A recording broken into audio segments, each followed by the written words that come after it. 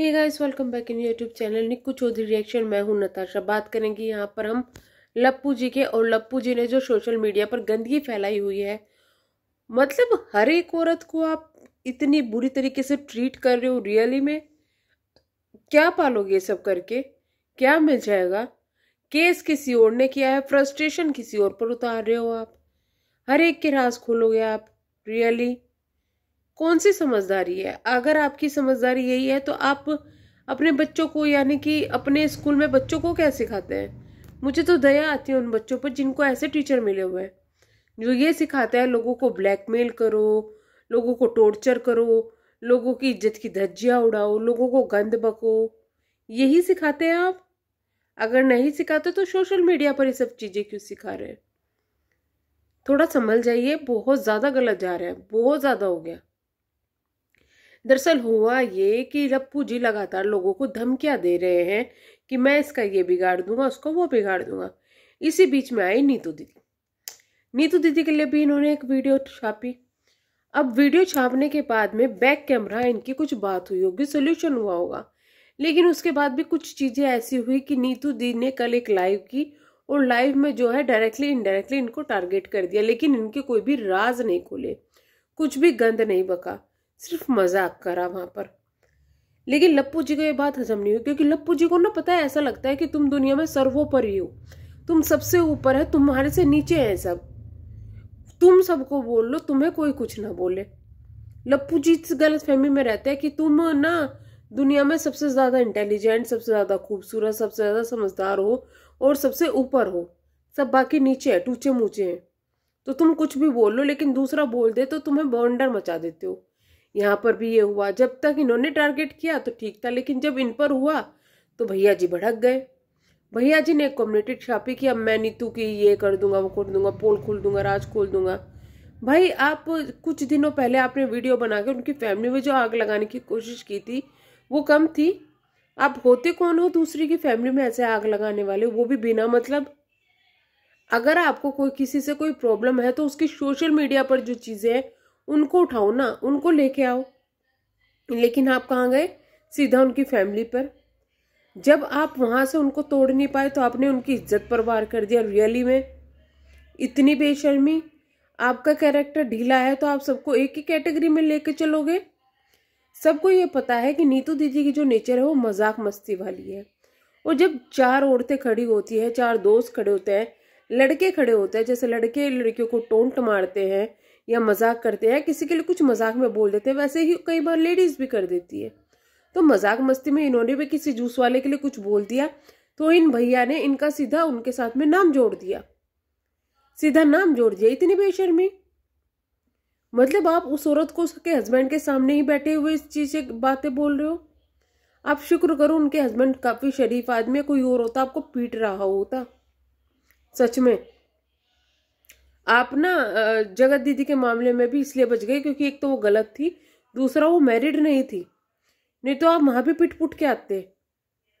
लेकिन आपको चैन नहीं पड़ रहा है, आप हर एक को टॉर्चर करने में लग रहे हो, स्पेशली महिलाओं को।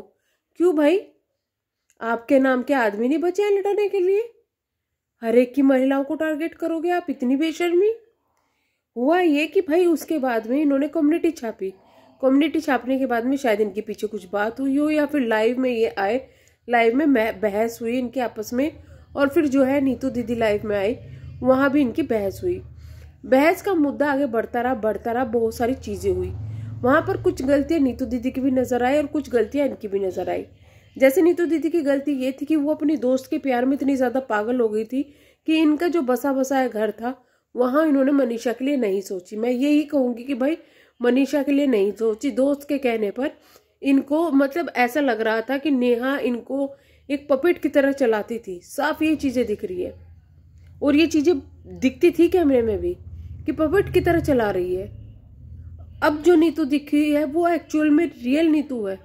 जो पहले दिखती थी ना डरी सहमी सी, ये सब चीजें वो बेकार लगती थी भाई, वो बेकार थी। अब जो है वो रियल है। इनकी कॉमेडी हमेशा अच्छी लगती है, लेकिन वो डरी सहमी सी जो थी ना वो चीजें बेकार लगती थी, अब रियल में निकल के आई है।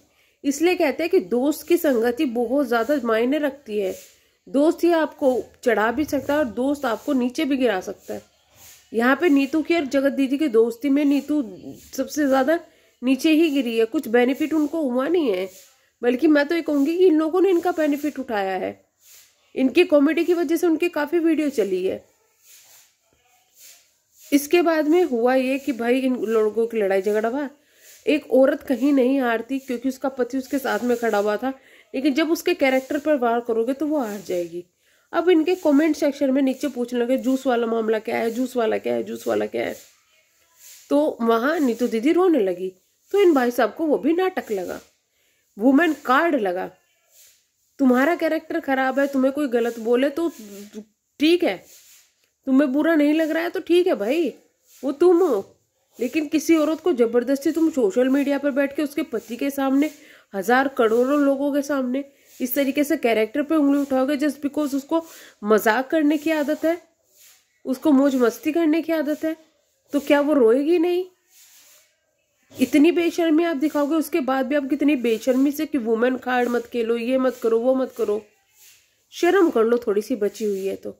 आपने किस औरत की धज्जियां उड़ाने से बाज नहीं आए। आप किसी लाइव में जाते हो, वहां औरतों को गंदा बोलते हो, वहां से आप सुन के भागे हो, वहां से सुन के भागते हो। आप घर वालों को आप नहीं छोड़ते, अपनी माँ को, अपनी बहनों को आप नहीं छोड़ते बेइज्जत करने से। जिसको गर्लफ्रेंड बनाया उसको आपने बेइज्जत कर दिया। मैं तो यही कहूंगी साहब खुल्लम खुल्ला कि भाई ये वो आदमी है जिसने जो जगत दीदी है उनको इतना ज्यादा नीचे गिराया है। और अगर अभी भी जगत दीदी से बात करी है ना तो आपको भी शर्म आनी चाहिए। इस इंसान की वजह से आपकी इतनी बेइज्जती हुई है, शक्ल भी नहीं देखनी चाहिए ऐसे आदमी की तो। और एक बहुत बड़ा राज खोलूंगी मैं इससे नेक्स्ट वीडियो में कि किस तरीके से राज फैमिली पूरे सबको पागल बना रही है, सबको पागल बना रही है। और यहाँ पर कौन पिस रहा है? तिवारी फैमिली की पिस रही है, बदला लिया जा रहा है बकायदा तिवारी फैमिली से। यहाँ पे एड़ा बन के पेड़ा खाया जा रहा है। वो चीजें भी सब सामने आ जाएगी, नेक्स्ट वीडियो में सब सामने आ जाएगी। लेकिन मैं यही कहूंगी यहाँ पर इनसे लप्पू जी से कि महिला जो होती है ना, महिला हो पुरुष हो, दूसरों की इज्जत करना सीख लो, जब इज्जत कमाओगे। नहीं तो टीचर नहीं फटीचर बन के रह जाओगे। जरूरी नहीं होता कि हर इंसान जो चुप रहता है, हंसता है, उसके दिल में दर्द नहीं होता। अरे मतलब क्या हो गया, एक चार दोस्त है, एक औरत ने अगर परेशान होकर अपने पति के बारे में कुछ बोल दिया, होता है भाई, होता है। जब इंसान फ्रस्ट्रेट होता है, किसी से नहीं बोल पाता तो बोल देता है। कई चीजें हस्बैंड की पसंद नहीं आती, गुस्से में बोल देता है, यार ये तो ऐसा कर रहा है। तो क्या तुम उनका मजाक उड़ाओगे? क्या तुम उनके रिश्तों पर सवाल उठा दोगे? मतलब सिर्फ एक वो चीज बोलना, उनकी सारी अच्छाई को भुला दिया जाएगा। फैमिली की भी बुराई हो जाती है, कई बार चीजें बुरी लग जाती है तो दोस्तों में बोल दी जाती है कि यार ये ऐसा कर रही है, वैसा कर रही है। उस औरत ने गाली दे दी तो इन्होंने इतना हंगामा उतार दिया। भाई तुझको दूसरी औरत इतनी गाली दे रही थी, तू जब तो बाबू बाबू जानू जानू कर रहा था, जब तो तुझे गालियों में भी स्वाद आ रहा था भाई, है। और अगर यहाँ पर किसी को गाली पड़ गई है तो तुम्हें बड़ा काली औरत होके गाली देती है। क्यों भाई, औरत होके गाली क्यों नहीं दे सकती? कोई सर्टिफिकेट है कि औरत गाली नहीं देगी? है तो लप्पू जी सुधर जाओ, किसी की इज्जत पर वार ना करो। और ये ना, इस आदमी की सबसे बड़ी प्रॉब्लम ये है कि ये पहले तो लोगों के दिमाग पे वार करता है, फिर अगर कुछ ना बचे तो दिल पे वार करता है, और फिर भी अगर वो इंसान ना टूटे तो कैरेक्टर पर वार कर रहा है। आप किसी का भी एग्जाम्पल ले लें, ये इंसान ये कर रहा है। मैं ये कहूंगी कि भाई सब्र करो, और इनकी फैमिली वालों को कहूंगी कि इस इंसान को अकेले छोड़ने से अच्छा है इसको खुद के बीच में दबा के रखो। और आंटी अंकल से ये कहूंगी, बहुत सवाल उठ रहे हैं ना, परवरिश ये वो, मैं सवाल नहीं उठाऊंगी। माँ बाप कभी नहीं चाहते कि बच्चा बुरा बने या कैसा बने, लेकिन थोड़ी सख्ताई रखो। आपके बच्चे आपके हाथों से निकल चुके हैं, हम भी बड़े हो रहे हैं, हमारे भाई भी बड़ा हो रहा है, लेकिन अभी भी हमारी हिम्मत ऐसी नहीं है कि हमारे माँ बाप के सामने हम कुछ बोल दे या फिर कुछ गलत कर दे और वो हमें डांटे तो हम उन पर दोबारा से भड़क पड़े। भड़केगा देखा जाएगा, लेकिन संभालने की तो कोशिश करो। आप लोगों की तो कोशिश ही नहीं दिख रही है, आप तो बल्कि उसको सपोर्ट करते दिखाई दे रहे हो। तो चलिए हम करते हैं यहाँ पर वीडियो को एंड। जो सचिन ने बातें बोली है, जिस तरीके से उनकी इंसल्ट की है, माफ़ी मांगनी चाहिए और सबके सामने हाथ जोड़कर माफ़ी मांगनी चाहिए। और ये देखना आज नहीं तो कल ये बंदा माफ़ी मांगता हुआ नजर आएगा। हम करते हैं वीडियो का एंड, मिलेंगे हम नेक्स्ट वीडियो में। तब तक के लिए बाय बाय। अगर आप चैनल पर नए हैं तो प्लीज़ चैनल को सब्सक्राइब, वीडियो को लाइक ज़रूर कीजिएगा। Thank you so much.